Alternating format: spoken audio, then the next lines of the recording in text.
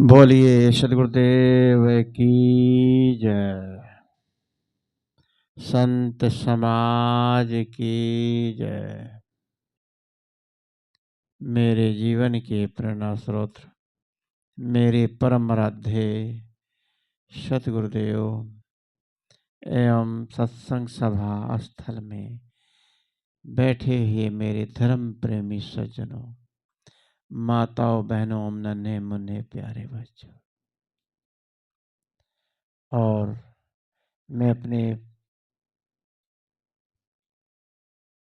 कबीर पारख अनुसंधान केंद्र यमुनानगर हरियाणा की ओर से अपने श्रोता बंधुओं, संतों, माताओं, बहनों सबको शुभकामनाएं।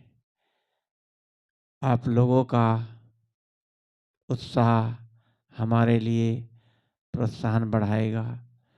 सभी को शुभकामना के साथ धन्यवाद।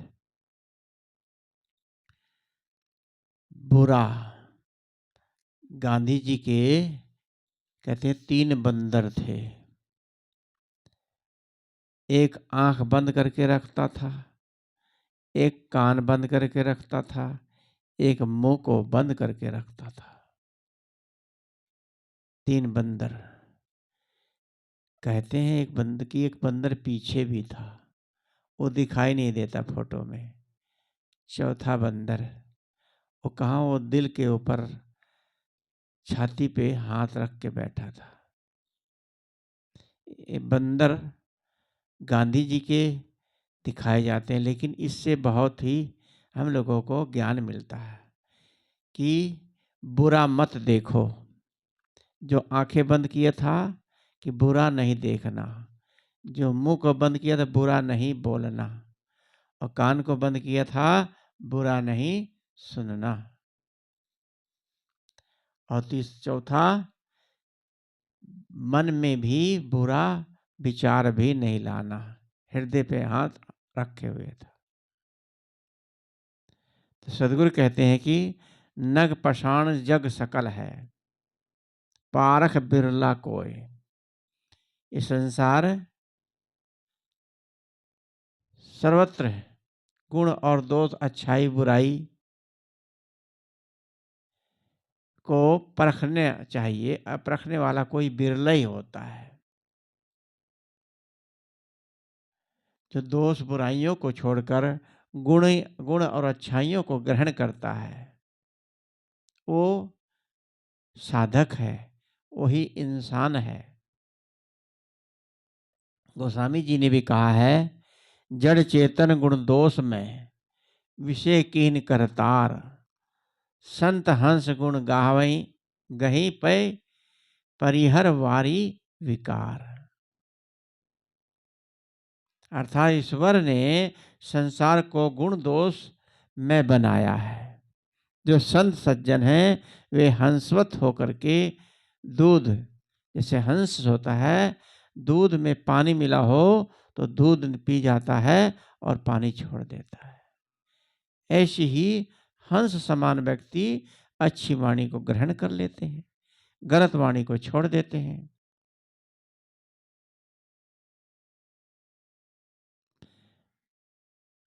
प्रश्न यह मन में उठता है हर व्यक्ति के, जानते हुए भी अंदर से मन नहीं मानता कि ये संसार को बनाने वाला जरूर कोई ना कोई होगा। ऐसी कल्पना लोगों में है। जो कहते हैं कि परमात्मा कोई नहीं, भगवान ने बनाया नहीं, बनाया अपने आप बना, वो भी कि प्राकृतिक से सब कुछ होता है,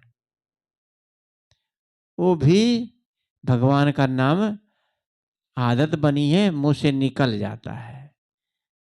कह देते हैं भाई भगवान की इच्छा हुई तो आएंगे, या फिर भगवान की कृपा हुई तो ऐसा होगा। जैसे एक प्रोफेसर कॉलेज में बच्चों को पढ़ाता है और कहता है बच्चों बरसात कैसे होती है।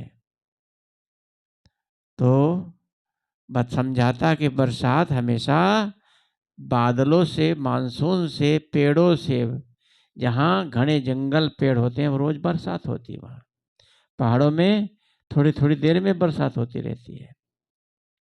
वहाँ बद्दल समुद्र से पानी खींच कर लाते हैं और बरसात देते हैं। तो वहाँ ये प्रोफेसर समझाता है कि बरसात कोई भगवान परमात्मा नहीं कराता, ये प्राकृतिक है। यदि भगवान कराएगा तो कहीं पर बाढ़, बिहार में इतनी बाढ़ आई है तो कहीं बाढ़ ला देगा, वो भूकंप ला देगा। ये परमात्मा ऐसा नहीं करता। जानते हैं कि विज्ञान इतना बड़ा है, विज्ञान ने सब कुछ सिद्ध कर दिया है। चांद पर पहुंच गए हैं। चांद पर कहते हैं जमीन भी बिक रही है। लोगों ने वहां प्लॉट ले लिए हैं। ऐसा कोई सोचा था किसी ने? चांद को कहते हैं चांद है, ग्रह है, कोई पृथ्वी कहाँ। कहीं बुढ़िया चरखा काट रही, कोई कहता मुर्गा है।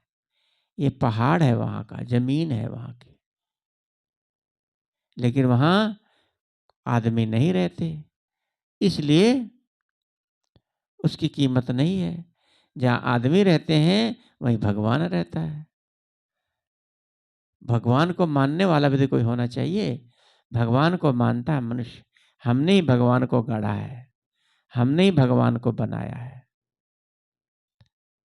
तभी तो ये भगवान शब्द बिल्कुल ठोक ठोक के अंदर दिमाग में घुस गया है कि सृष्टिकर्ता परमात्मा है। तो प्रोफेसर जो बताता है कि परमात्मा कोई भगवान बरसात नहीं कराता, विज्ञान से, प्राकृतिक से, बादलों से और पेड़ों से बरसात होती है। तभी कहते हैं वृक्ष लगाओ, वृक्ष ही जीवन है, पानी ही जीवन है, जल है तो कल है। पानी को बिना मतलब नहीं बहाना चाहिए। कहीं कहीं पर एक एक बूंद के लिए, पानी के लिए तरसते हैं। हम लोग बहुत सौभाग्यशाली हैं जो इस क्षेत्र में हैं कि पानी की कोई था नहीं है। लेकिन पानी की कीमत समझो, हर वस्तु की कीमत समझनी चाहिए।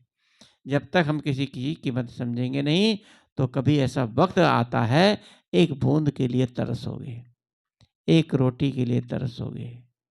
भोजन पानी बनता है, उसको वेस्ट नहीं जाने देने चाहिए, खराब नहीं करना चाहिए, फेंकना नहीं चाहिए। पता नहीं कहाँ किस जगह कैसा दौर आ जाए, कहाँ खाना पड़ जाए, भूखे रहना पड़े। तो मैं कह रहा था कि परमात्मा, वही प्रोफेसर घर आके कहता है बरसात जब कितने दिन तक नहीं होती, कहता है भगवान बरसने का नाम ही नहीं ले रहा है, कहता है ना। या फिर बरसात अगर खूब होती रहती है कि क्या भगवान ने बरसात लगा दी, झड़ लगा दी, कहीं जाना आना नहीं हो रहा, इतनी बरसात करा दी। क्योंकि स्वभाव है, भगवान बरसात कराता है, इंद्र बरसात कराता है। कृष्ण भगवान ने यज्ञ को खंडन किया कि यज्ञ, ये सब होम सामग्री, मेवा मकवान सब आग में जलाते हैं बिना वजह, कुछ नहीं मिलता है। हवन किया जाता है शुद्धि वातावरण के लिए। जो कोई भी क्रियाक्रम है सब अपने आत्मा को ठीक रखने के लिए, मक्खी मच्छर न लगे। आम की लक्कड़ जो रखी जाती है, आम की लक्कड़ एक दवाई है, आम का पत्ता दवाई है। उसको जलाने से वहाँ का वातावरण शुद्ध तो होता ही है, लेकिन मक्खी मच्छर नहीं लगते। तो भगवान बरसने का, बंद होने का नाम नहीं ले रहा।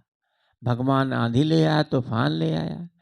कोई भगवान पश्चिम की तरफ से हवा को धकेलता है, कोई देवता बैठा हवा को धकेल रहा है। हवा ऑटोमेटिक, सब चीज प्राकृतिक अपने आप होती हैं। तो यहाँ पर ये संसार की किसी ईश्वर ने संसार को बनाया। यह संसार अपने आप में अनादि और अनंत है। यहाँ भाव सिर्फ इतना ही है कि मनुष्य से बढ़कर, आपसे बढ़कर, चेतन से बढ़कर कोई परमात्मा नहीं है। तो पूरा संसार न कभी दूध का धोया रहा है, न कभी रहेगा। ये काली कीचड़ में हमेशा लिपटा हुआ है। सब समय अच्छे बुरे, सज्जन दुर्जन, सद्गुणी दुर्गुणी रहते हैं, आज भी हैं, आगे भी रहेंगे। किसी से क्या लेना है, क्या देना है? कहाँ कहीं भी अपनी पैनी दृष्टि हर चीज में रखनी चाहिए। जैसी दृष्टि वैसी सृष्टि। एक कहानी, एक बात द्रोणाचार्य ने युधिष्ठिर दुर्योधन को बुलाकर युधिष्ठिर से कहा, आज शाम तक तुम्हें ऐसे लोगों की सूची बनाकर लाना है जिसमें कोई गुण और अच्छाई ना हो, केवल बुराई ही बुराई हो। दुर्योधन से कहा, तुम्हें ऐसे लोगों की सूची बनाकर लाना है जिनमें कोई बुराई ना हो, केवल अच्छाई ही अच्छाई हो। शाम को लौटकर युधिष्ठिर ने कहा, गुरुदेव, मुझे एक आदमी भी ऐसा नहीं मिला कि केवल बुराई ही बुराई हो। मुझे तो सबके अंदर अच्छाई नजर आई। और दुर्योधन आया, दुर्योधन से पूछा, उन्हें कहा, तो गुरुदेव, मुझे तो हर आदमी में बुराई दिखाई दिया, एक भी आदमी ऐसा नहीं मिला जिसमें केवल अच्छाई ही हो। यदि हम अच्छाई देखना चाहें तो हमें हर आदमी में अच्छाई दिखेगी। किसी से घृणा हो जाती है, प्रेम नहीं रहता, उसका बैठना बैठना, हंसना बोलना, उसका यानी कि प्रवचन तक, अगर किसी का करैक्टर सही नहीं है, आचरण सही नहीं है, तो उसका प्रवचन भी सुनना लोग पसंद नहीं करते कि खुद तो ऐसे हैं और प्रवचन हाँ करें। इसलिए संत महापुरुषों के प्रवचन से बहुत प्रभाव होता है। हम लोग प्रवचन करते हैं अपने मन को, अंतःकरण को ठीक करने के लिए, और न कि अपने ज्ञान को झाड़ने के लिए। चलने का प्रयास कर रहे हैं, चलते चलते धीरे धीरे, कहते नकल करते करते असल हो जाती है।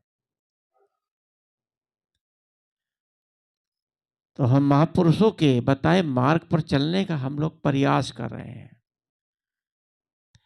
हमें उसमें अच्छाई देखकर अच्छा ही बोलनी है, लेकिन सामने वाले व्यक्ति को उसके अवगुणों को नहीं देखना चाहिए। हमें ज्ञान को देखना चाहिए, लेकिन मनुष्य स्वभाव से मजबूर है। गुण अवगुण जरूर सामने आते हैं। गलत बात हमेशा याद रहती है। अगर किसी को कोई गाली या कड़वी बात कह दी जाए, पूरे जीवन भर मरने समय तक याद रहती है कि इन्होंने मेरे को ऐसा कहा था।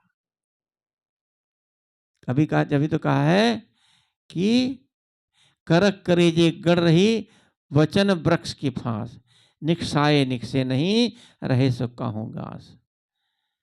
वचन वृक्ष की फांस, जैसे फांस हाथ में धस जाती है, टूट जाती है और निकलती नहीं है, बड़ी बहुत दर्द करती है।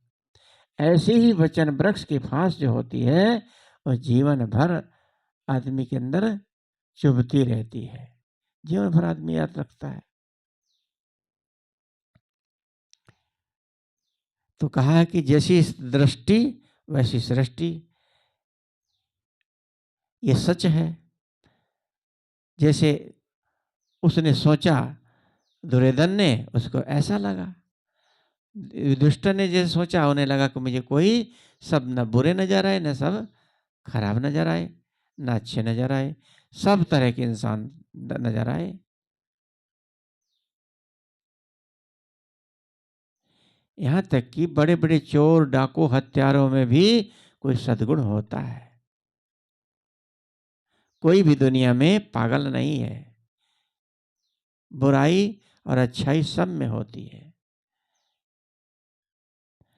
जैसा हम देखेंगे वैसे ही जीवन में जीवन का व्यवहार बनता चला जाता है।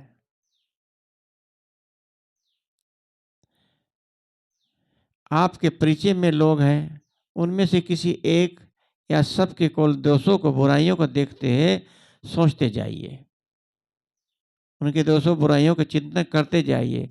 कुछ दिनों के बाद आपका मन उनके प्रति कटु कठोर होता चला जाएगा। आपका जीवन नरकमय बन जाएगा। किसी के बारे में कहा कि साधक वही है जो किसी को गलत न सोचे। जो दूसरे में कमी या दोष देखता है वो बाधक है, साधक नहीं। किसी में अवगुण है, उसके अवगुणों का प्रचार ना करो। अपने आप बचो, दूर हो जाओ। कहीं इतने लोगों की आदत होती है, अपने आप चाहे जैसे हो, लेकिन दूसरे के अवगुणों का प्रचार करते रहते हैं। तो नफरत, घृणा, कटु, राग, द्वेष से बच करके हमें अपने सरल मन को सरल बनाकर, कोमल मन, विनम्र होकर के ये व्यवहार दूसरों के साथ करना चाहिए। पहली बात तो कहा कि बुरा सोचना, बुरा सोचना, गलत देखना, गलत सुनना। बुरा सोचना, किसी के लिए बुरा तभी सोचा जाता है जब अपना मन बुरा होता है। जब किसी के लिए बुरा सोचा जाता है तो मन, वाणी और कर्म व्यवहार अधिक बुरे हो जाते हैं। मन, वाणी, उसका कर्म भी बुरा हो जाता है। मन, वाणी, कर्म बुरा होने का अर्थ है जीवन का को बुरा करना, जीवन को गंदा बनाना। बाकी अन्य को, दूसरों को अच्छा सोचना चाहिए। ना बन सके ना सोचे, लेकिन बुरा भी ना सोचे। यदि आपके लिए कोई बुरा सोचता है, कहता है कि इससे आपका बुरा नहीं हो जाएगा, आपको बुरा कहता है, इससे हमारा बुरा थोड़ी। किसी गाली दे दी तो गाली हमारी चिपक नहीं, गाली लो ही ना, वापस हो जाएगी। मौन रहो। लेकिन इतना सहन शक्ति वाला बनने के लिए अपने स्वभाव को बदलना पड़ेगा। बुरा मत देखो, गलत न सुनो, गलत न बोलो। अंतःकरण का मलिन के बिना, जब तक अंतःकरण मलिन नहीं होता तब तक उसके साथ गलत व्यवहार नहीं बनता। पहले हमारा अंतःकरण मलिन होता किसी के प्रति। अंतःकरण जब मलिन होगा तभी हम दूसरे का अहित नुकसान कर सकते हैं, बिगाड़ कर सकते हैं।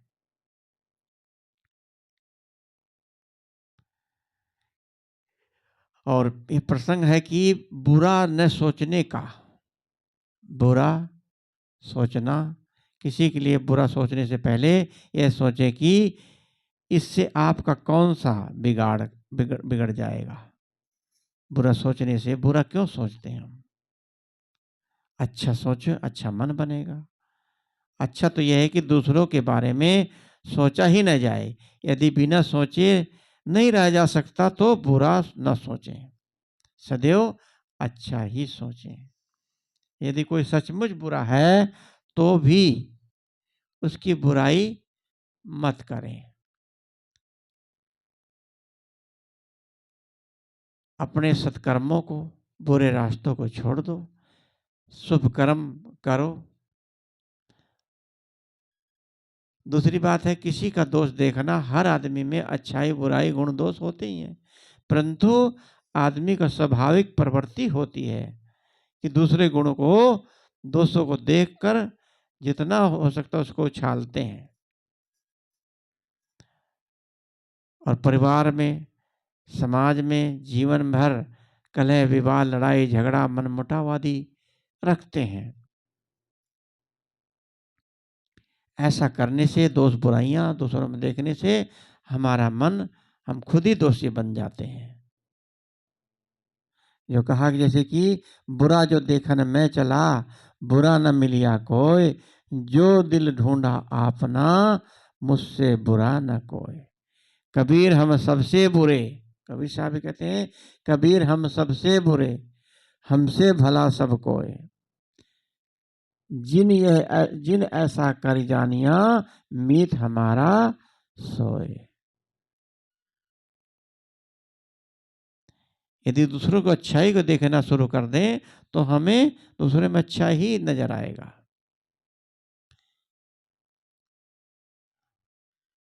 तीसरी बात है कि निंदा, बुराई, किसी की निंदा करते हैं, बुराई करते हैं। बुराई निंदा सोचना नहीं चाहिए, किसी की निंदा बुराई ना पसंद करें। कोई बुराई करता है वहां से उठ जाओ, या उसकी हाँ में हाँ मत बनाओ। कई लोगों को किसी की निंदा बुराई करने लगो ना, औरतें इकट्ठी हो जाती हैं तो आपस में एक दूसरे की निंदा बुराई ही तो करती हैं, बड़ा आनंद आता है। सास की बुराई करती है कि मेरी सास ऐसी, वो कहती है मेरी सास ऐसी, मेरी ननंद ऐसी, मेरी जेठानी ऐसी। एक दूसरे की चर्चा करके आनंद लेते हैं, और कुछ ज्यादातर औरतें यही बतलाती हैं, सुख दुख ये पूछते हैं और कुछ नहीं। जरा सोचे, गंदगी को ढकने रहने से अच्छा है कि उघाड़ कर बिखेरने से। दूसरों की निंदा करना गंदगी को उखाड़ना है। उसको पर्दा रख दो, जो टट्टी पड़ी है उसको उखाड़ोगे, ढक दो, गंदगी ढक जाएगी। ऐसी ही पर निंदा करना, यदि कोई गलत है, गलत काम कर रहा है, उसका फल उसे मिलेगा। उसकी निंदा करके आपको क्या मिलने वाला है? हम अपने मन को, अपने संस्कारों को खराब करते हैं। स्वयं कोई गलत काम ना करें, दूसरों को भी वैसा गलत काम न करने के लिए सावधान करें, परंतु निंदा किसी की ना करें। व्यर्थ में बिना मतलब निंदा करके हम अपने मन को खराब करते हैं। सदगुरु श्री अभिलाष साहब जी कहा करते कि निंदक बिना नाक का सुअर है। निंदक जो है बिना नाक का सुअर है। जिस प्रकार सुअर हर जगह गंदगी खोजता फिरता है, उसी प्रकार निंदक आदमी बुराई या दोष ढूंढता फिरता है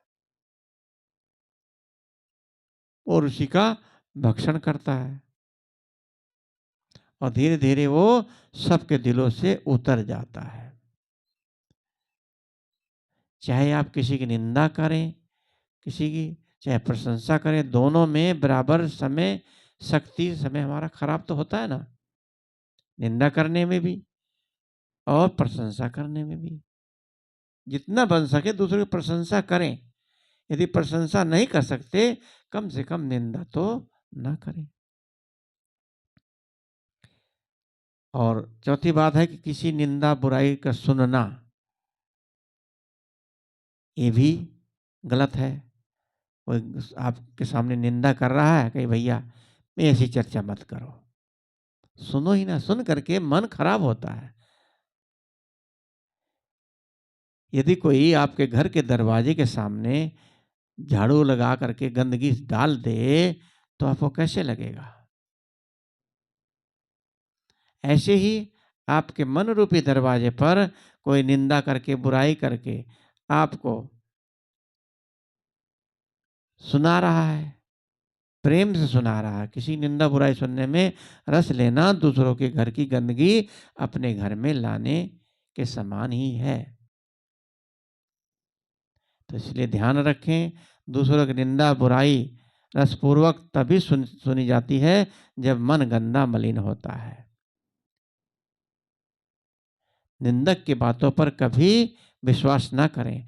आज तो उसकी बुराई कर रहा, कल आपकी भी करेगा। सदगुरु विशाल साहब कहते थे कि जो मुझे नहीं मानता, मेरे में श्रद्धा नहीं रखता, लेकिन ईमानदार है, खड़ा खरा है, वो अच्छा आदमी है। अब मेरे को बहुत मानता है, लेकिन भावुकता में मान रहा, कल उसका मन बदल जाए, मेरे खिलाफ भी हो सकता है। इसलिए कहा है कि समझदार दुश्मन अच्छा होता है और नादान मित्र खराब होता है। समझदार जो दुश्मन होगा, अगर आपके साथ कोई लड़ाई झगड़ा हो गई तो अपने आप में रहेगा, को आपका बुरा थोड़ी करेगा। ठीक है, मेरी नहीं बनती, कोई मतलब नहीं। समझदार इंसान कितने होते हैं, अगर आपसे कोई लड़ाई झगड़ा हो गया अपने काम से काम रखते हैं, न तो आपकी बुराई करें, भैया उनकी बात मत करो, न आपका कोई घर में कहीं झोपड़ी में घर में आग नहीं लगा देगा, गाड़ी की शीशा नहीं तोड़ देगा। लेकिन जो ना समझ मित्र है, आपका झगड़ा यदि उसके साथ हो गया तो बदला लेने का सोचेगा, सोचेगा इसकी फसल में आग लगा दो, इसकी झोपड़ी में आग लगा दो, एक गाड़ी कार खड़ी है इसके शीशा तोड़ दो। तो ऐसे कोई जो ना समझ मित्र होते हैं ऐसा ही करते हैं। अपनी प्रशंसा और दूसरों की निंदा करना, या दूसरों की निंदा सुनना, इसमें आनंद मानते हैं, यही हमारे दुख का कारण है। इसलिए हमें अच्छा सोचना, अच्छा देखना, अच्छा सुनना, यह व्यवहारिक मधुरता है। जितना बन सके दूसरे के प्रति अच्छा व्यवहार करें, तभी हमारा जीवन उन्नति की ओर आकर्षित होगा। क्योंकि व्यवहार ही जीवन को प्रेमपूर्ण, मधुर, सुखद और सरल बनाए रखने में आपकी आध्यात्मिक उन्नति को बढ़ाता है। इन्हीं शब्दों के साथ अपनी वाणी को विराम देता हूँ। बोलिए सतगुरुदेव की जय। वंदन है जी गुरु।